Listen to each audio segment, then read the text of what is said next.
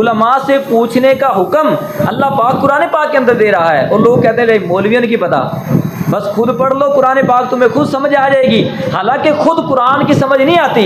اللہ پاک نے قرآن پاک کے اندر خود فرمایا وَتِلْكَ الْأَمْثَالُ نَضْرِبُهَا لِلنَّاسِ، اس قرآن کے اندر ہم نے جو چیزیں بیان کی ہے وَمَا يَعْقِلُهَا إِلَّا الْعَالِمُونَ، علماء کے علاوہ کوئی بندہ انہیں سمجھ ہی نہیں سکتا۔ یہ قرآن ہے، سورۃ العنکبوت کی آیت نمبر ہے 43۔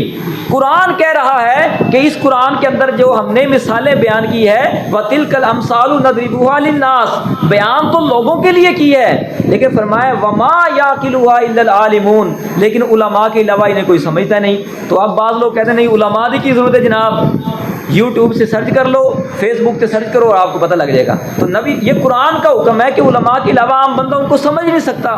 تو جب قرآن سمجھنا ہے، حدیث سمجھنی ہے، دین سمجھنا ہے تو علماء کرام سے ہی سمجھنا ہے۔ تو جب ان سے علم سیکھنا ہے، سمجھنا ہے، تو پھر ان کی تعظیم و توقیر کرنا بھی ہمارے اوپر ضروری ہے۔ سنن ابی داؤد کے اندر، مسند احمد ابن حنبل کے اندر حدیث پاک ہے 3 بندوں کی تعظیم کرنا یہ اللہ تعالیٰ کی تعظیم کا حصہ ہے، ان علماء کی تعظیم کرنا یہ اللہ کی تعظیم کا حصہ ہے۔ اور نمبر 2 فرمایا جس مسلمان کے بال اسلام کی حالت کے اندر سفید ہوئے، بوڑھے مسلمان کی عزت کرنا۔ اور نمبر 3 فرمایا کہ وہ بادشاہ جو اپنی رعایا پر ظلم نہیں کرتا، ایسے عادل حکمران کی تعظیم کرنا بھی یہ اللہ تعالیٰ کی تعظیم کا ایک حصہ ہے۔ اور آج بڑی بے باکی کے ساتھ لوگ خود بڑے سے بڑے مفتی بن کر کوئی دین کا مسئلہ ہو، اس سے پہلے کہ کوئی عالم دین بتائے بندہ خود ہی بیان کرنا شروع کر دیتا ہے، اور پھر علماء کے ساتھ بحث مباحثے کرنا، چاہے ان کو سورۃ الفاتحہ درست پڑھنی نہ آتی ہو،